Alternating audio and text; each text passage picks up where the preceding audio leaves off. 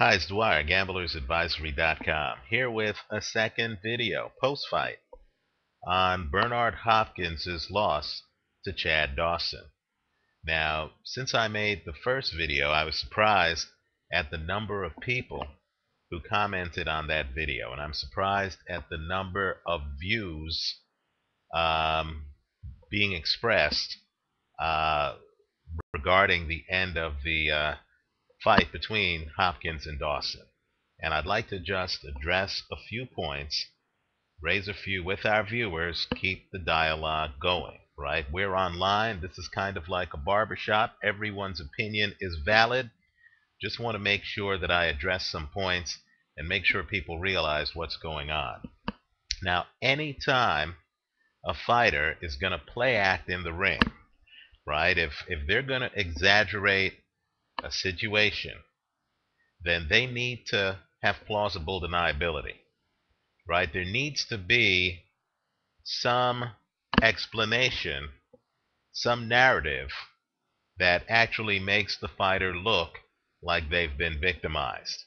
So, longtime viewers know I was critical of Zab Judah when he fought Amir Khan, in that I questioned the alleged low blow that ended the fight, right? Arguably, when you look at the film, it's a low blow.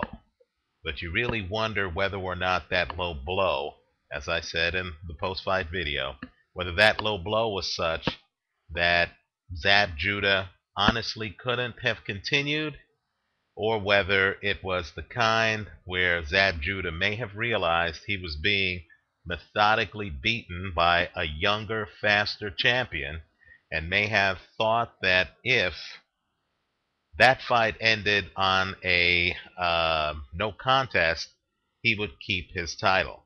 All I'm saying is this goes on all the time in boxing. More than 10 years before Kermit Cintron mysteriously fell out of the ring against Paul Williams, ironically in the fourth round, just long enough so that the fight would go to the scorecards after, quite frankly, I thought a pretty good start for Cintron. Understand that 10 years before that odd occurrence, which also, of course, and this is always a part of these situations, involved a miscommunication or misunderstanding between the referee and the fallen fighter, right? In the Cintron case, you might recall, Cintron claimed he could have continued even though he wasn't moving, and there was some question on exactly what was communicated, whether Cintron ever indicated that he couldn't continue.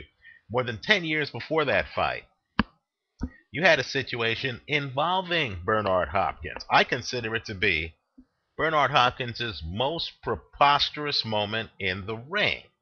And it was against a fighter named Robert Allen. I have the tape. And of course, it's the fourth round. I have the tape.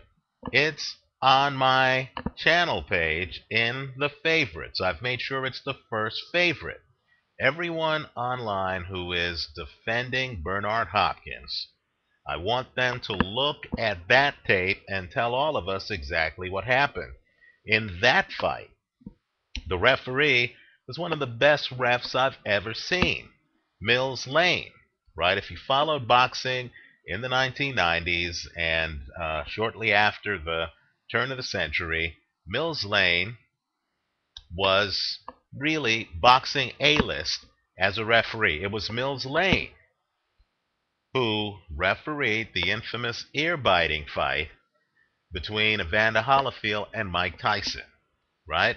And all I can say is, in that fight, the Robert Allen-Bernard Hopkins fight, and this is more than 10 years before Kermit Cintron fell out the ring. In that fight, Allen was looking good against Bernard Hopkins. He answered everything Hopkins threw at him. Allen was a hot middleweight in the 1990s. And all I can say is, mysteriously, toward the end of the fourth round, if you're a Hopkins supporter, you need to look at this video.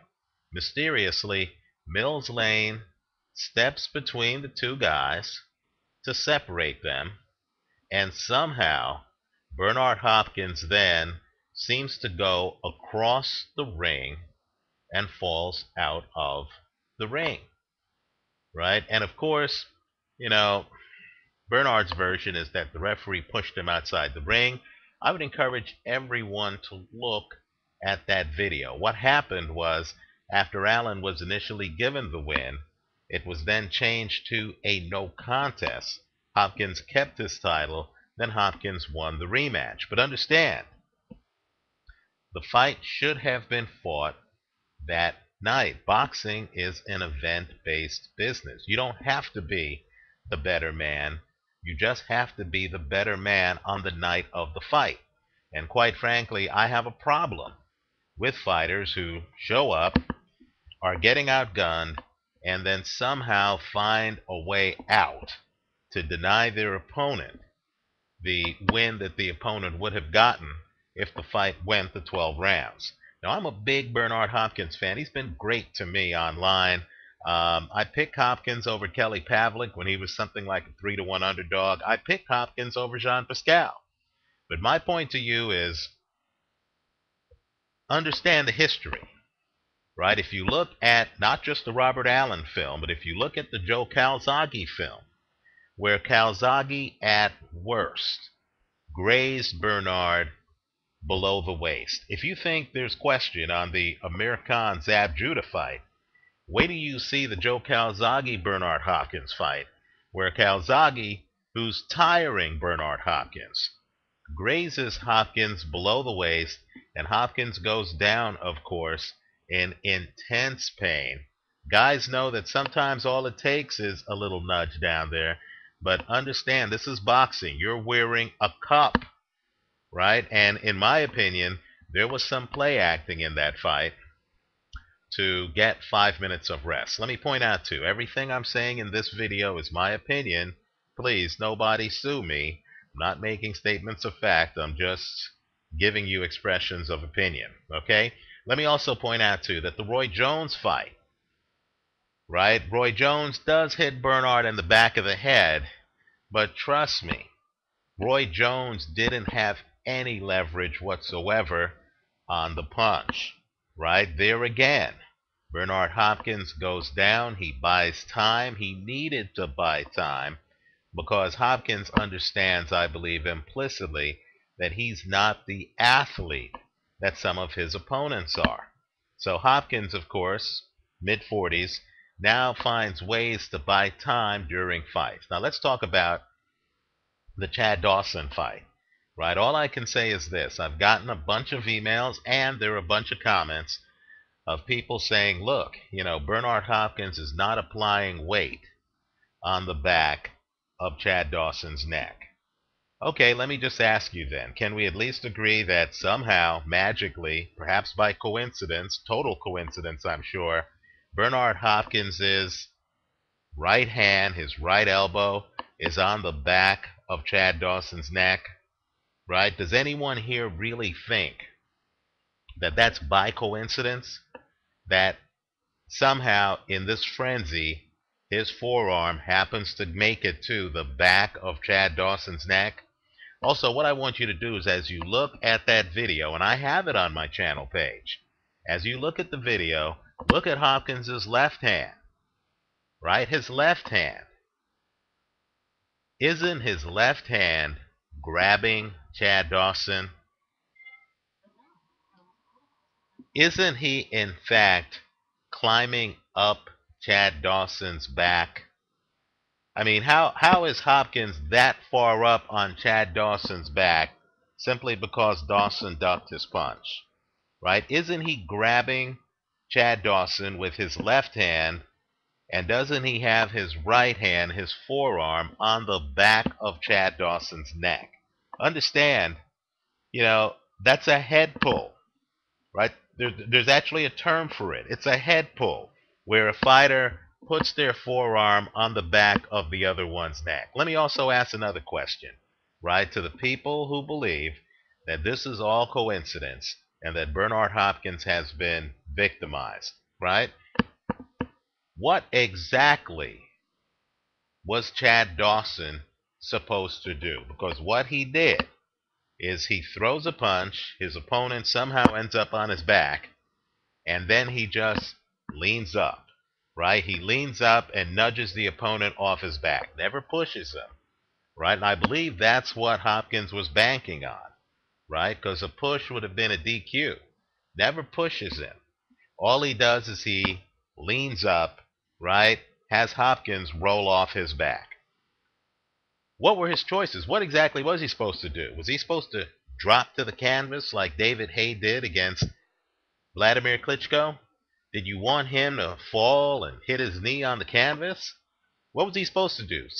Slowly stand up and have Hopkins literally on his back, draining his energy, hanging off his back? Also ask yourself, how could he possibly have known that Hopkins would be completely on his back? Right? Because all that happens is he slips a Hopkins punch. Happens dozens of times in a fight. Slips a punch. Then the opponent is up on his back. And then the Hopkins people want you to believe that he lifts Hopkins off of his back. How's he supposed to know that when he stands up, Hopkins' feet are gonna be off the canvas? Also, are Hopkins' feet off the canvas because Hopkins has his feet bent? Or are they off the canvas because he's been lifted up that much? Right? Let's also, think this through further. In all of these play acting things, there's always that moment where the referee can save the day. And here the referee, everyone agrees, says to Hopkins, can you continue? Right? There's no question there. If Hopkins says yes, I'm not making this video. Right? The fight would have continued. We would have heard about Hopkins' dislocated shoulder after the fight. Right? Hopkins doesn't say yes. Who's to blame for that? Chad Dawson? Not only that, why is there any ambiguity? A referee says to you, can you continue? And you understand that the fight hangs in the balance. Why is it so hard for fighters, whether it's Kermit Cintron against Paul Williams, or whether it's Bernard Hopkins here, why is it so hard for fighters to say a one-syllable word that starts with Y that's only 3 letters long? Why is there any ambiguity? Isn't the ambiguity caused by the fighter for plausible deniability on some appeal of the verdict after the fact? Don't you say with one arm, just so you can later argue to the Nevada State Boxing Commission or whoever, the California Commission in this case, that you never told the referee that you could not continue? Understand these instances always have that moment with the referee. And here, I'm to believe that a veteran like Bernard Hopkins was misunderstood by the referee. Also, I'm supposed to believe that with one arm should have alerted the referee to the fact that Bernard was ready to continue for the rest of the fight. So I encourage everyone to look at the Robert Allen tape. Right? Tell me if you believe Bernard legitimately was pushed out of the ring by Mills Lane. That was changed to a no contest. Right? And take a look at this film. Don't look at just Bernard's forearm, which is coincidentally, magically, perhaps intentionally, I don't know, on the back of Chad Dawson's neck. But also ask yourself, what is Bernard doing with his other arm? And why is Bernard so far up Chad Dawson's back? Why should Chad Dawson have ever expected that slipping a Bernard Hopkins punch would have Hopkins up on his back? Also, as for Bernard's feet, why is Bernard so far up on Hopkins that his feet are off the floor? And is that an optical illusion? Is Bernard bending his legs? I understand Golden Boy is going to try to get Bernard his title back. Bernard, of course, satisfied his contract with HBO by fighting Chad Dawson. Let me know what you think about all of this. Let's continue the dialogue. Thanks for watching.